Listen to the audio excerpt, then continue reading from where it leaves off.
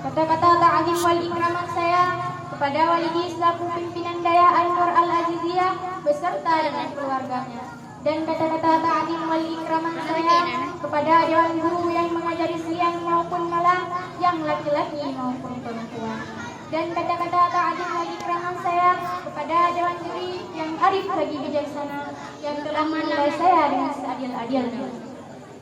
Dan yang teristimewa sekali kepada santriwan dan santriwati yang seperjuangan dengan saya.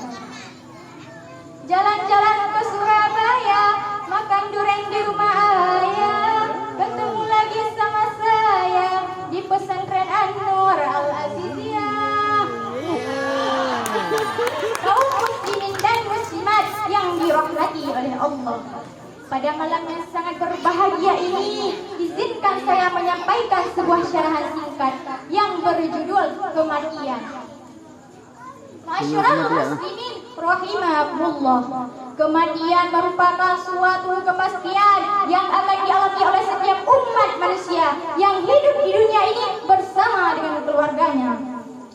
Waktu dan bertambahnya usia seseorang pada dasarnya berarti ia telah mendekati titik akhir daripada kehidupan.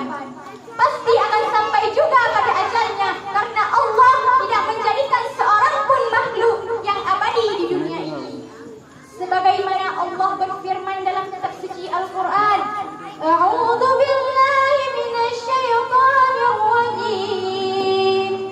Bismillahirrahmanirrahim. Wa ma ja'alna li basharin min qablikal maut afa in mitta fahumul khalidun. Shadaqallahul azim. Yang artinya, kami tidak menjadikan kehidupan abadi bagi seorang pun manusia di dunia ini. Sebelum engkau Muhammad, maka dikarenakan engkau wafat, apakah mereka akan kekal? Ma'asyiral muslimin rahimakumullah. Membayangkan kematian yang memisahkan kita dengan orang yang kita cintai, memisahkan anak dengan orang tuanya, memisahkan harta dengan pemiliknya. Kematian, kita bertemu dengan malaikat azab kubur, bertemu dengan azab kubur. Kematian yang memutuskan segala kesenangan dan kebahagiaan. Ingat, akhirat itu abadi, tapi tidak ada yang abadi di dunia ini. Allah yang Maha Adil selalu menasihati kita, bukan karena kita tidak pergi Jumat untuk mendengar khutbah, bukan karena kita tidak mendengar kajian, karena kita tidak suka dengan Allah mengajari kita dengan matinya anakmu, matinya anakmu, dan meninggal dunia istrimu. Tapi engkau tidak mau mengambil pelajaran dari kematian tersebut. Tapi engkau tidak mau mengambil pelajaran dari kematian tersebut. Wa kafa bil mauti wal hisab.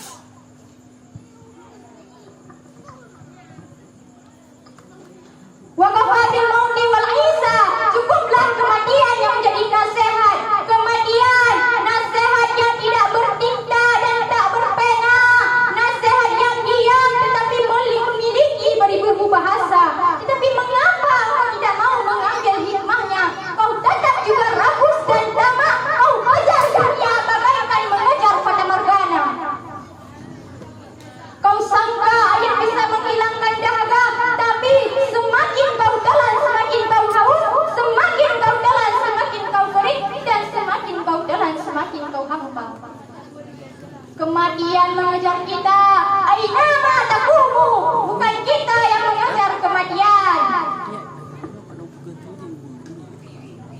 Kematian mengejar kita. Walaupun kau lari ke pensiun, tapi kematian tidak akan menunggu di Pekanbaru. Kematian itu menindai engkau. Walaupun tu fi burujin musayyadah. Walaupun kau berada di dalam kotak yang kuat dan kokoh, kau pasti akan mati. Ma'asyiral muslimin rahimakumullah. Ketika malaikat maut datang menghampiri untuk menjemput seseorang karena ajalnya telah tiba, maka orang itu tidak akan luput daripadanya. Kemanapun dia akan berlari untuk bersembunyi, meskipun ia dirawat dan dikelilingi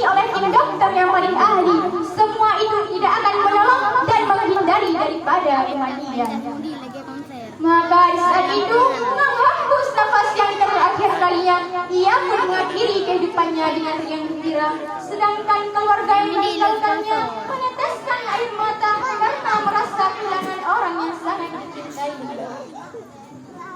Dan ketika seseorang berada dalam situasi saharatul maut dan nyawanya sudah sampai pada tenggorokan, maka Allah akan memperlihatkan tempat yang akan didunia kelak. Apakah tempat itu indah ataupun membahagiakan, ataupun sebaliknya tempat itu menyeramkan ataupun menakutkan.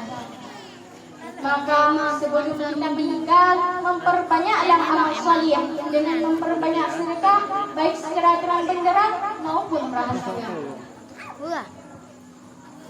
Karena kesimpulan yang dapat saya ambil dari pidato saya, yang pertama, sebelum ajal datang menjemput kita harus mengerjakan semua perintah Allah dan menjauhi segala larangannya agar kita mati dengan senang dan bisa mendapatkan Raudatul Jannah. Amin amin ya rabbal alamin. Yang kedua, tidak ada yang tahu kapan kematian itu akan datang, karena kematian tidak memandang apakah dia kaya, apakah dia miskin, apakah dia cantik, apakah dia jelek. Kematian bisa datang kapanpun dan dimanapun. Intinya ketika kematian datang tidak dapat dimajukan dan tidak dapat pula dimundurkan walaupun hanya sedikit saja. Terima kasih atas segala perhatian. Mohon maaf atas segala kekurangan. Undur man qala wa la tazur man qala. Billahil haq. Assalamualaikum warahmatullahi wabarakatuh. Waalaikumsalam warahmatullahi wabarakatuh. Dewan Hakim yang arif lagi bijaksana, hadirin yang dirahmati Allah, peserta yang barusan tampil, atas nama Safia, utusan dari Jengken, dengan judul pidato Kematian. Baiklah, kita panggilkan peserta selanjutnya, yaitu pemegang nomor undian 061. Kepada pemegang nomor undian 061, waktu dan tempat kami persilakan dengan segala hormat. Harap bersiap-siap pemegang nomor undian 067.